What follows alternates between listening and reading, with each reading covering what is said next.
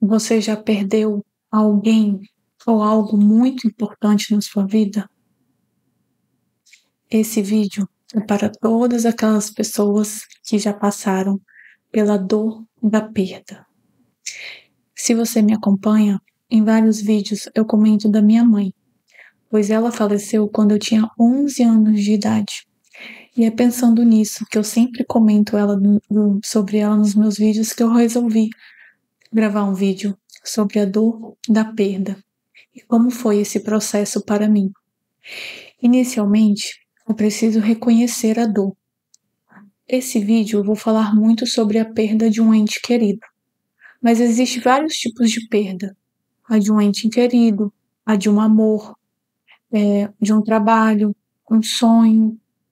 Tudo isso são perdas e cada pessoa lida de uma forma. Mas nesse vídeo eu vou focar sobre a perda de um ente querido, sobre a luz da Bíblia Sagrada, pois eu vou ler uma passagem bíblica que está no livro de Salmos e também dizer que a Bíblia ela reconhece a dor, tanto que Jesus ele chorou na morte de Lázaro. Está na passagem do livro de João, onde diz: Jesus chorou.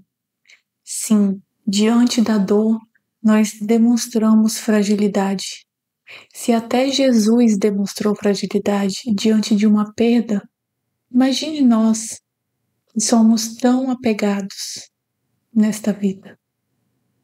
Pois então, e chorar, demonstrar angústia, tristeza, não é sinônimo de fraqueza, mas sim de humanidade, porque nós somos humanos e nós temos sentimentos, nós somos seres racionais.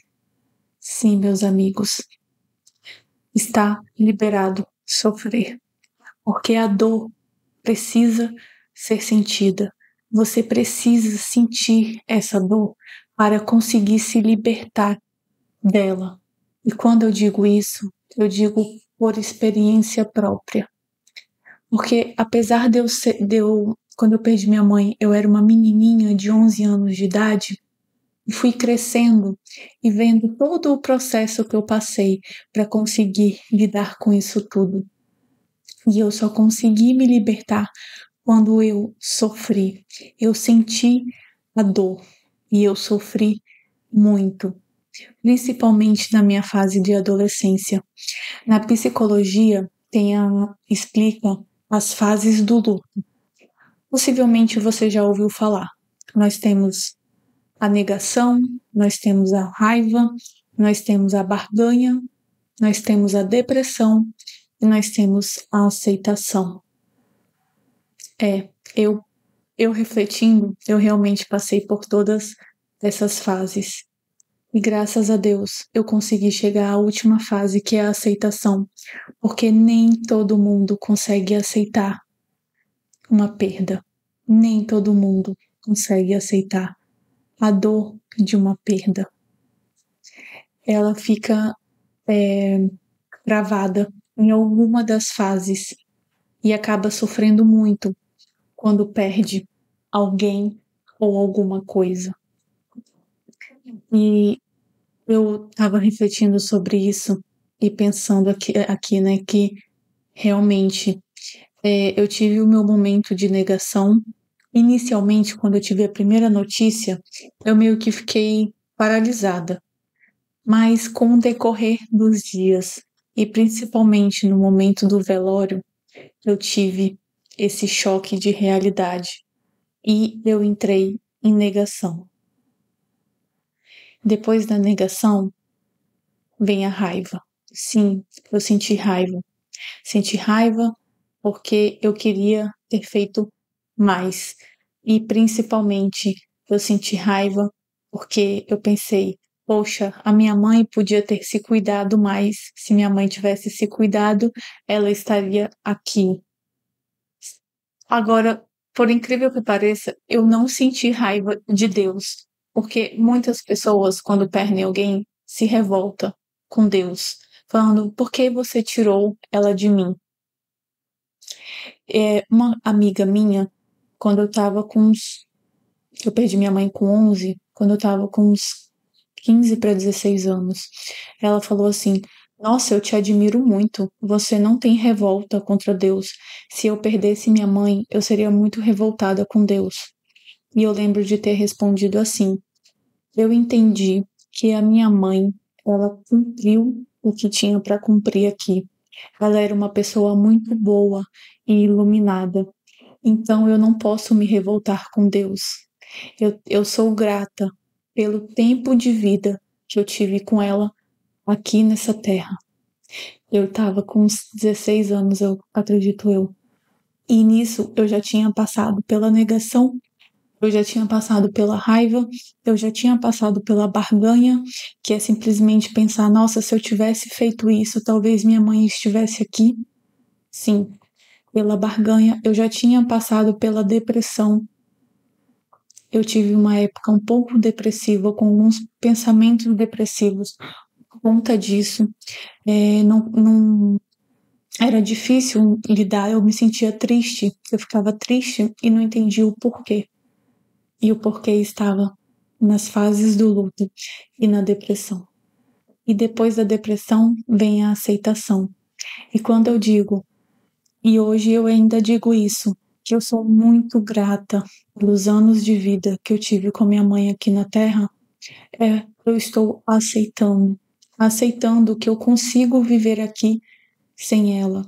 E realmente eu sou muito grata à minha mãe, porque por mais que nós tivemos pouquíssimos anos juntas, apenas 11 anos juntas, foi o suficiente para ela deixar o seu legado, para eu entender a pessoa extraordinária que ela era e o exemplo que ela deixou que eu quero seguir, que são os passos dela. Eu já falei em vídeo anterior que ela plantou a sementinha da fé no meu coração. Foi ela que me apresentou a Jesus. E eu sou muito grata por isso. E eu sempre digo isso. Então, eu passei por esse momento da aceitação. E até hoje é assim. E quando me perguntam, porque tem pessoas que acham que é um assunto muito delicado, perguntar como foi que sua mãe morreu? Né? Você já conseguiu lidar com a morte da sua mãe? Eu não tenho problema nenhum em responder. Caso vocês tenham curiosidade, eu vou responder neste vídeo. A minha mãe, ela desmaiou no trabalho e foi levada às pressas para o hospital. E lá foi constatado que ela teve um aneurisma cerebral, ou seja, ela teve um rompimento da artéria no cérebro. E, para quem não sabe, a cada 10 pessoas, só 2 sobrevivem. É tipo assim, bem difícil mesmo. E deixa sequelas, deixam muitas sequelas. Então, minha mãe ficou internada por uma semana. Ela chegou a fazer uma pré-cirurgia para drenar o líquido, mas ela não aguentou, porque teve outro rompimento. E aí ela veio a óbito. E esse foi o motivo do falecimento da minha mãe. Quando me perguntam se eu consigo lidar com a morte dela, eu digo que sim, porque eu já não choro mais de sofrimento. O meu choro não é de sofrimento, aquele choro sofrido, de tristeza, sabe? De, tipo, querer ter aquela pessoa comigo. Mas quando eu lembro da minha mãe, eu lembro dos momentos bons. Claro que eu posso me emocionar ali, mas é aquela emoção de saber, de relembrar aqueles momentos que eu tive com ela, entende? Não é aquele choro de tristeza, é aquele choro emotivo mesmo, mas emotivo de uma saudade boa, entende? Que não me consome a ponto de me deixar triste, mas de me deixar feliz por eu saber que eu tive uma mãe que me amou até o último dia da vida dela. E eu também amo ela até hoje e sempre amarei. Estaremos juntas, se Deus quiser, na eternidade. Só a nível de curiosidade, no dia que minha mãe desmaiou no trabalho, eu fui pro jogo. Eu fazia vôlei, né? Tipo assim, eu estudava de manhã e à tarde eu fazia treino de voleibol. e eu fui pro treino de vôlei. E minha mãe sempre ia me buscar às 18 horas, porque ela saía do trabalho e ia me buscar. E sempre quando no final do treino tinha o jogo, né? O professor colocava a gente pra jogar. E aí, sempre quando eu tava jogando, ela me chamava, Vanessa, Vanessa. E eu olhava pra trás e eu pedia pro professor me liberar, eu pegava minhas coisas e ia embora porque minha mãe me chamava. E nesse dia que ela desmaiou no trabalho, eu fui pro vôlei à tarde do mesmo jeito, normal. E eu escutei a minha mãe me chamar várias vezes e eu olhava para trás e não tinha ninguém. E quando chegou o horário mesmo que alguém foi me buscar, quem foi me buscar foi a secretária que trabalhava lá em casa na época. E não era minha mãe, mas eu escutei minha mãe me chamar no dia que ela desmaiou no trabalho, porque a nossa conexão era muito forte. A minha mãe, ela sempre quis ter uma filha mulher. Sim, eu sou a caçula. Eu tenho quatro irmãos. E, no caso, só três por parte de mãe e pai. Eu tenho um que é mais velho, só por parte de pai. Mas por parte de mãe e pai, eu tenho 3 irmãos e depois vem eu. E minha mãe só parou de ter filho porque ela teve uma menina. Ela queria muito ter uma menina. E aí, quando eu fui escolhida e eu nasci, a fábrica encerrou. Se encerrou porque ela queria muito mesmo ter uma menina. E eu era o xodó da minha mãe. Eu tinha uma conexão muito forte com ela por ser a caçula e por ser menina também. Então, esse é uma curiosidade do dia que minha mãe desmaiou, né? Porque depois desse dia eu não vi mais ela. A última recordação que eu tenho da minha mãe é de manhã cedo, a gente se arrumando para ir para a escola, ela ir trabalhar, ela me dando um suco verde, porque ela sempre preparava suco verde pela manhã, ela me dando um suco verde, falando para beber porque fazia bem para a saúde. Eu lembro até a roupa assim que ela tava. Enfim, eu não. Tá vendo como não é um problema para mim falar da minha mãe? Eu tô aqui falando com o coração muito grato, muito feliz, lembrando, por exemplo, desses momentos que eu tive com ela, o último momento que eu tive com ela. E é assim que tem que ser a dor da perda, porque a dor, ela vai ser doída mesmo, inicialmente, mas depois essa dor, ela vai ser transformada na sua vida. Ninguém entende até passar por aquilo. Então, tem pessoas que vão se identificar porque já perderam um ente querido, já podem já ter perdido a mãe, ou alguém muito próximo, ou os avós, enfim, se identifica, sabe essa dor que eu tô dizendo, sabe? E tem pessoas que não entendem, mas é um momento que chega para todos, mas não sofram antecipadamente. A dor da perda, ela precisa ser sentida quando chega a hora dela ser sentida, entende? Quando chega o momento dela. E você não deve sofrer antecipadamente. Por que eu tô dizendo isso? Porque quando eu perdi minha mãe, eu fiquei com muito medo de perder meu pai. E por diversas vezes eu sofri antecipadamente, achando que eu perderia meu pai. E esse é um erro nosso. É um erro porque a gente sofre mesmo por algo que nem aconteceu, por algo que nem havia acontecer. E a gente cria situações na nossa cabeça que nos leva a um sofrimento antecipado, a algo que não deveria. E sim, meus amigos, eu estou passando por uma situação não muito boa. O meu pai, ele está aguardando para fazer uma cirurgia agora, nesse exato momento que eu estou gravando esse vídeo.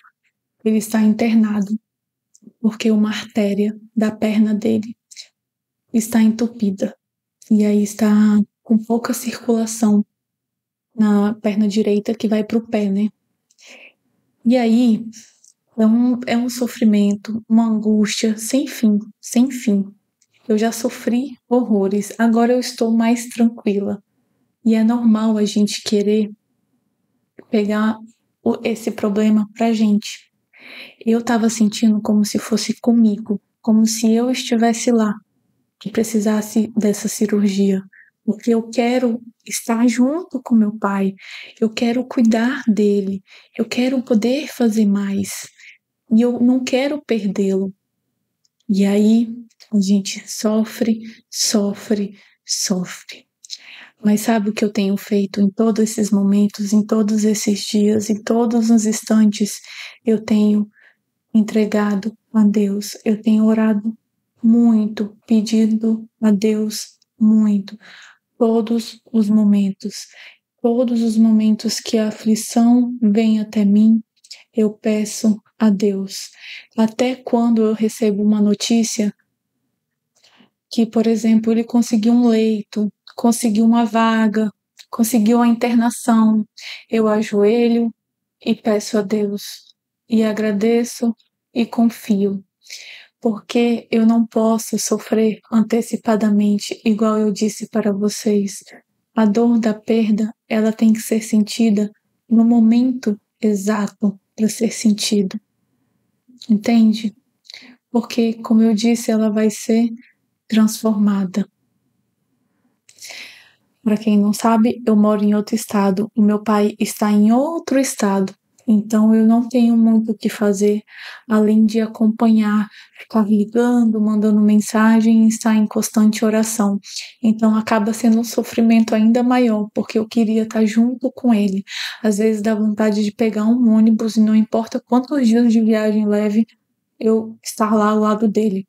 Mas graças a Deus, meus irmãos, tem 2 irmãos que estão lá com ele, mas é diferente, né? A gente sempre quer estar junto, quer estar perto, mas se Deus quiser vai dar tudo certo. Inclusive, eu peço a todos vocês que façam uma oração pela saúde do meu pai, para que a cirurgia seja um sucesso, para que dê tudo certo, para que consiga reverter e ele consiga recuperar o membro dele do lado direito, porque o pé dele já está um pouco comprometido.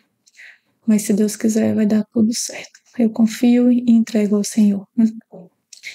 Vamos voltar ao vídeo? Vamos voltar ao assunto do vídeo. Desculpa, gente. Eu vou até me segurar um pouco para não me emocionar aqui.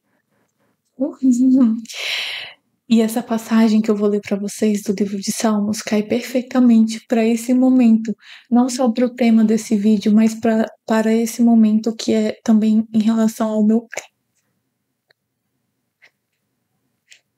O Senhor está perto dos contritos de coração e salva os que têm o espírito abatido. Isso mesmo, meus amigos e minhas amigas, no momento da dor, no momento do luto, no momento do sofrimento, Deus não nos abandona. O Senhor está perto dos contritos de coração. Ele está perto desse seu coração angustiado, machucado, e salva os que têm o espírito abatido. E é somente Ele, somente Deus, que pode te salvar e pode te recuperar esse seu espírito abatido, a sua alma que está para baixo. Sim, porque nem todo tempo nós somos fortes. E muitas vezes nós achamos que não temos força. Temos momentos de fraqueza e temos momentos que precisamos ser forte. Até que a vida exige isso da gente, a vida exige que nós sejamos fortes para lidar com situações. E essa força, tanto para os momentos que nós estamos realmente abatidos, quem nos salva, quem nos dá essa luz no fim do túnel é o Senhor Deus. E quem nos dá essa força para lidar com as situações de adversidades na nossa vida, para passar por esses momentos, por essas turbulências, por essas perdas, também é nosso Senhor Jesus Cristo. Então, meus queridos e minhas queridas, não se sintam sozinhos nessa jornada. O teu amparo vem lá do céu. Todos esses acontecimentos na minha vida que que estão relacionadas a doenças familiares. A minha força vem de Deus. Ano passado, quem me amparou foi Deus. E esse ano, a mesma coisa. Quem está me amparando é Deus. E quem vai te amparar também é Deus. Nós não estamos sozinhos, nós estamos juntos nessa caminhada. Peço novamente a todos vocês que orem pela saúde do meu pai, para que ele consiga se recuperar e que ele viva ainda mais muitos anos, se Deus quiser. Amém, amém. Louvado seja nosso Senhor Jesus Cristo, para sempre seja louvado. Que Deus abençoe a sua vida. Um beijo enorme no coração de todos vocês. Estamos juntos até o céu.